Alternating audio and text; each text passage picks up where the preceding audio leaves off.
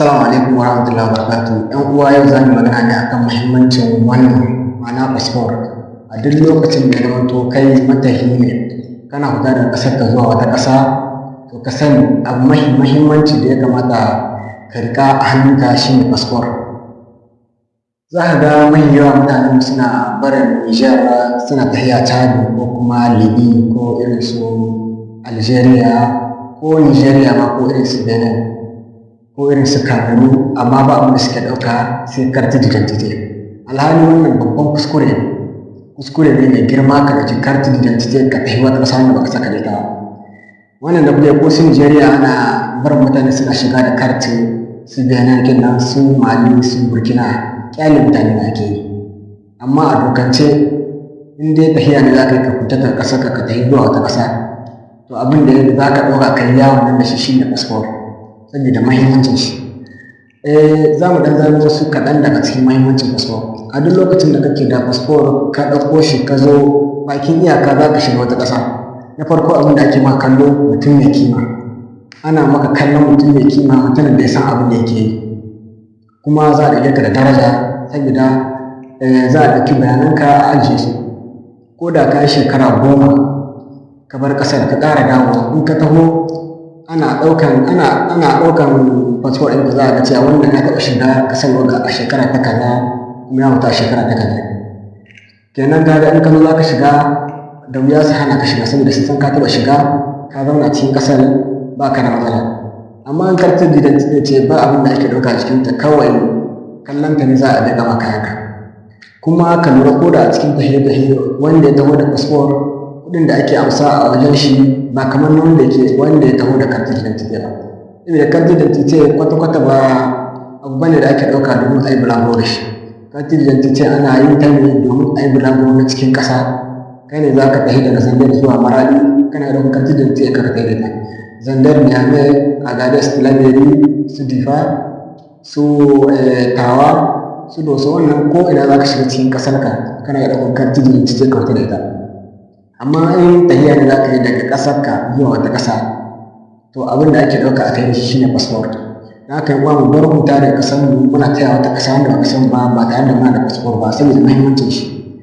Muhimmancin passport na biyu shine a duk lokacin da la qaddara wani abu ya faru cikin ƙasa, ko wani yaƙi ya tashi ko kuma wani tashi hankali, za ka ga abin da ake fara nema an ce za a turo jirgi ya zo kwashe 'yan ƙasa, za a bincika ne in kana da passport. Abu na farko kana da passport kai tsaye ne kai ake rubuta sunanka, kai tsaye ne ake rubuta sunanka a kai ka da. Amma an kartace sai ana ta dibawa a gani shin kai daga sama ɗan ƙasa ne ko ba da ƙasa ba. Saboda passport kafin a yi maka shi sai an tabbatar cewa da kai cikakken ɗan ƙasa ne, saboda sai da nationality ake yin shi, su takarda aihuwa ake hana da yin shi. Amma carte d'identité kana iya zuwa ma ka ba da kuɗi ko cin hanci a yi maka ita ba tare da wasu takardu ba, inda kwali ne sai tuma irin ta mutane Nijar wanga carte da banza ne. Kenan uwa yana da mahimmanci mutum ya tara kuɗin shi ya yi passport. In kai passport sau ɗaya ya yi shekara 5 kafin ya kara aiki. Kana iya shiga ƙasa ka fito ka zo ka yi shekara 2 ka ƙara komawa, in kana passport ɗinka kai tsaye za ka shiga ba tare da matsala ba. Misali kana wata ƙasa kana so ka dawo gida, in kana da passport kai tsaye za ka je ka biya kuɗin jirgi a rubuta sunanka ka taho. Amma baka da passport da sai fasi wannan gare ka carte d'identité gare ka, dole in ka je wata consular ko ambassade an maka ne sai fasi an yi wane ne ana kawo ma tukwana ka iya dawowa ka saka. Kenan wanda shi ma mahimmanci ne na biyu na passport. Abu na uku, za ka samu akwai ƙungiya ta gudun hijira ta duniya OIM. Wani gaba za ka ga tana taimakawa, tana maido mutane ƙasashensu. In kana da wata matsala, misali baka iya biyan kuɗin jirgi ka dawo, kana da wata matsala, kana iya tafiya OIM ka gwada musu cewa gashi kana da matsala kaza. Kowace ƙasa akwai OIM, kowane region cikin kowace ƙasa akwai ofishinsu. In ka da gwada musu kana da matsala, suka diba kan basu ga wannan kana da matsala nan baka yadda kawo kanka gida, za su nemi takardunka ne. Takarda ta farko da suke tambaya shine passport. Idan haka kana da passport, dandanan za a cike maka takardu a kuma samu dama a tura ka gida. Amma in baka da wannan fasfor ɗin, in dai takardar aihuwa ce in dai kartin identity ce gare ka, sai an yi ta shan wahala, an yi ta zuwa ana zauwa a yi ta tahiya ambassador ɗinku, a yi ta tahiya consular ɗinku kafin a samu a yi maka wannan takardar. Kaga wannan ɓata maka lokaci. In wani ciwo ne ma za ka ga ciwon ya ta ciciyar ka, ba samu aka kaka gida cikin lokacin da ya dace ba. Da haka kenan wannan shine importance na gaba wanda fasfor ke da.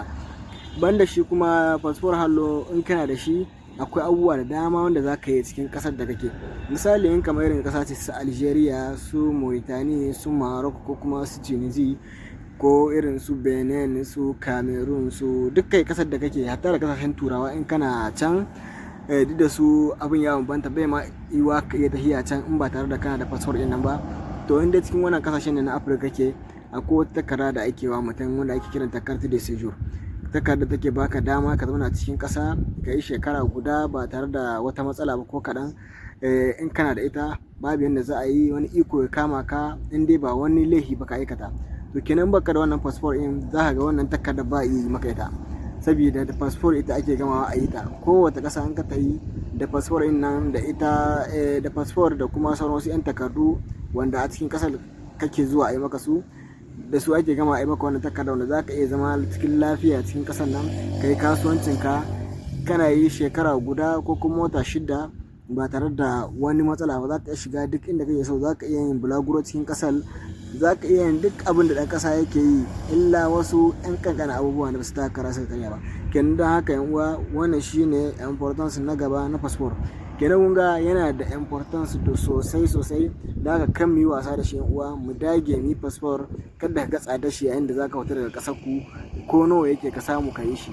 Misali yanzu wanda suke kamar da magaran, in suna so su yi fasfor, duka kuɗin da za su kashe, wanda suke da magaram, duka abin da su iya kashewa fasfor, komi da haɗa takardu da komi bai huce kashe jika 70 haka ko zuwa 80. Amma in cikin garin Yamai ne ma kake, duka abin da kake kashe bai huce kashe jika 40 da takardunka ka yi fasfor.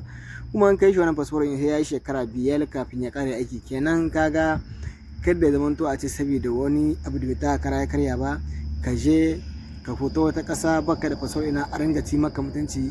In ka zo wani waje ko me kai, in dai ba fasfor nan gare ka ba, za ga cin mutunci kala ana wa mutane cikin ƙasashe daban-daban. Amma kana da fasfor, an san cewa wannan mutum ne wanda ya san abin da yake yi, mutum ne mai kima mai daraja. Ko ya kake ba za a raina ka ba, kuma ba za a ta mutunci ka ba. Don haka kenan uwa, mu dage, mu ruwa mu kan asiri, mu yi abin da ya dace. Wassalamu alaikum warahmatullahi wabarakatuh.